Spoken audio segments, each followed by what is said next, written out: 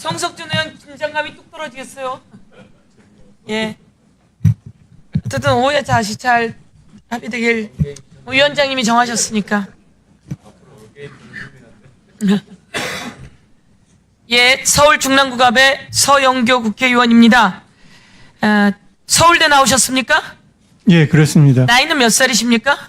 지금 56살입니다. 그리고 남성. 예. 매번 문제 제기하던 게 뭡니까? 서오남. 헌법재판관 임명 과정에서 항상 문제 제기가 서오남입니다. 저는 헌법재판관은 사람들의 기본권, 기본 헌법, 그래서 사람들에 대한 애정, 이런 것들을 다 보려면 다양해야 된다고 생각합니다. 다양하지 못한 또 대표적 사례가 되었어요. 그래서 이 부분에 대해서 지적합니다. 그런데 그렇다면 다양한 사람들의 의견, 또 다른 사람들의 의견, 아픈 의견 다 들어볼 수 있도록 최선을 다하시겠습니까? 예, 최선을 다하겠습니다. 그럼 오늘 약속하셨습니다. 예. 더 아픈 사람들의 의견 나오면 최선을 다해서 듣겠다고 약속하셨습니다. 예. 예, 제가 한 가지 질문하겠습니다. 아시아 태평양 전쟁 유족 생존자 관련해서 아시아 태평양 전쟁에 갔어요.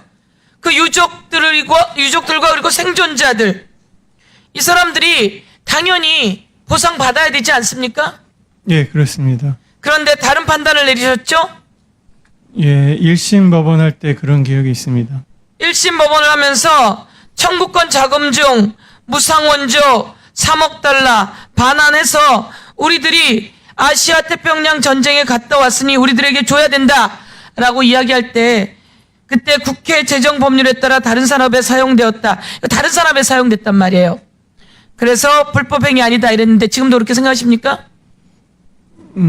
지금 법률적으로 생각해도 그렇게 밖에 판결할 그런데 수 없다고 생각했습니다. 헌법재판관이시잖아요. 예. 아까 재판 헌법소원 이야기하셨잖아요. 예, 그렇습니다. 이들의 기본권이 다 침해됐잖아요.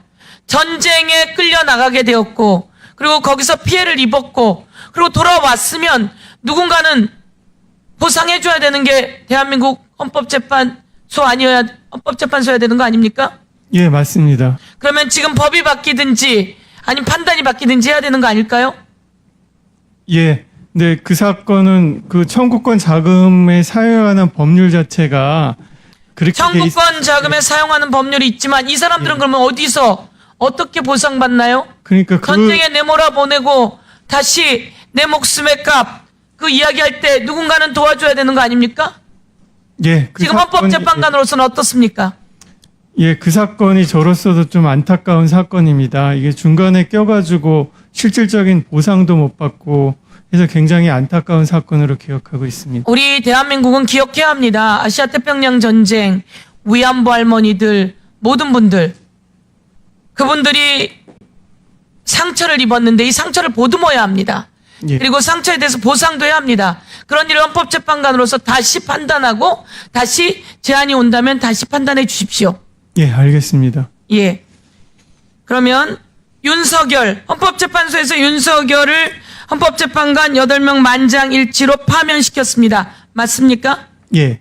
윤석열은 대통령이지만 파면당해야 될 대상 맞습니까? 예, 헌법재판소 결정도 그렇게 난 것으로 알고 파면만 당하면 됩니까? 아니면 대한민국을 이 위기로 몰아넣은 것에 대해서 처벌받아야 되죠?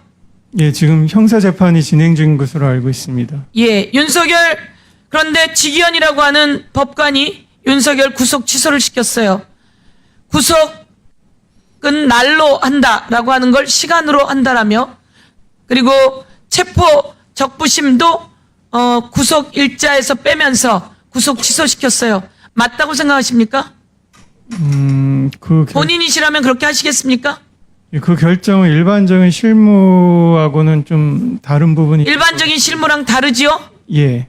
그리고 헌법재판소에서 파면된 자예요. 대한민국을 위기로 몰아넣은 자예요. 그런 자를 법관은 독립적 위치에 있다라고 해서 구속 취소시키면 됩니까? 그리고 이에 대해서 말을 못하면 되겠습니까? 오늘 헌법재판관으로서 만약에 또다시 지기현에게 그런 판단을 해야 될 상황이 온다면 지기현이 구속 취소시킨다면 됩니까? 안 됩니까? 지나갔다고 치고요. 앞으로 다시 그런 일이 온다면요. 기본적으로 좀 중요 사건을 결정할 때는 기본 원칙을 좀 충실히 검토해서 결론을 내려야 된다는 걸 그런 생각입니다. 네. 유추해서 잘못된 결론이다 이렇게 이야기할 수밖에 없습니다. 윤석열은 또다시 구속되었습니다. 윤석열을 아무리 풀어줘도 윤석열은 영원히 구속되고 윤석열의 최하 처벌은 무기징역입니다. 화면을 한번 보겠습니다. 자, 우리 헌법재판관이시니까 대한민국 헌법 1조 1항은 뭡니까? 대한민국은 민주공화국이다. 2항은 뭡니까? 대한민국의 주권은 국민에게 있고 모든 권력은 국민으로부터 나온다입니다. 예. 이 내용을 항상 외우고 계셨습니까? 아니면 최근에 외우시기 시작하셨습니까? 예전부터 그렇게 알고 있었습니다. 대한민국 국민 여러분, 대한민국은 민주공화국이고 대한민국의 주권은 국민에게 있고 모든 권력은 국민으로부터 나옵니다. 권력자, 대통령, 국회의원, 판사, 헌법재판관 모두 다 국민 위에 군림하는 자가 아니라 그 권한은 국민으로부터 위임받은 것이다 라고 하는 거 명심하시기 바라겠습니다. 예, 명심하겠습니다. 헌법 제66조의 내용은 무엇이라고 볼 수 있을까요? 한번 살펴보겠습니다. 헌법 제66조 3항은 대통령은 조국의 평화적 통일을 위한 성실한 의무를 진다 이렇게 되어 있습니다. 대통령은 조국의 평화적 통일을 위해 직무해야 된다 이런 이야기입니다. 그런데 윤석열 평양에 드론기를 보냈습니다. 드론기를 보내고 그 드론기가 평양 김정은으로부터 파악되게 했습니다. 그래서 평양에 무인기 잔해가 발견되었습니다. 그래서 우리는 전쟁을 노리고 윤석열이 무인기를 보냈다 이렇게 판단합니다. 그리고 다음 군사법원 국정감사장 한번 들어봐 주십시오. 저희가 평양에 무인기가 떴다라고 했더니 당시 김용현이 그런 적이 없기 때문에 저희들은 상황 파악을 못했다 이렇게 이야기했습니다. 무인기 띄워서 박수치고 좋아했다라고 하는 증언이 나오고 있습니다. 그런데 김용현은 당시 저희가 국정감사를 갔는데 그런 적 없다라고 거짓말을 했습니다. 평양에 무인기를 몇 번 띄웠냐면 7번 띄웠습니다. 7번 띄우고 또 한 번은 저렇게 평양에서 발견되게 했습니다. 무인기를 띄웠어요. 그런데 국민의힘 국회의원들이 그런 얘기를 합니다. 평양 동양을 파악하려고 무인기 띄울 수 있지 않습니까? 이렇게 이야기합니다. 그게 말이 된다고 생각하십니까? 제가 오늘 이 질문을 하는 것은 전쟁의 위험을 만들어낸 윤석열은 헌법 66조 위반입니다. 그리고 이 과정에서 몽고로 사람을 보내는 등 이것은 외환죄에 해당된다. 최소 3대를 이롭게 한 이적죄에 해당되는데 저는 외환죄에 해당된다라고 하는 말씀을 드리면서 마지막으로 이 말씀 드리겠습니다. 북한을 정찰하려면 글로벌 호크라고 하는 어마어마한 정리해 주시기 바랍니다. 게 있습니다.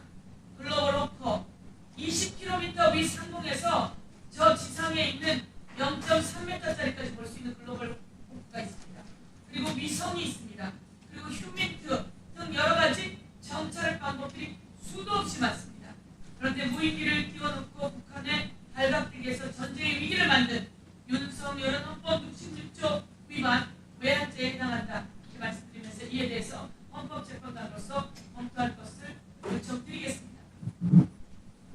예, 그 부분은 제가 정확한 사실관계를 지금 파악하지 못한 상태여서 지금 답변 드리기가 좀 곤란할 것 같습니다.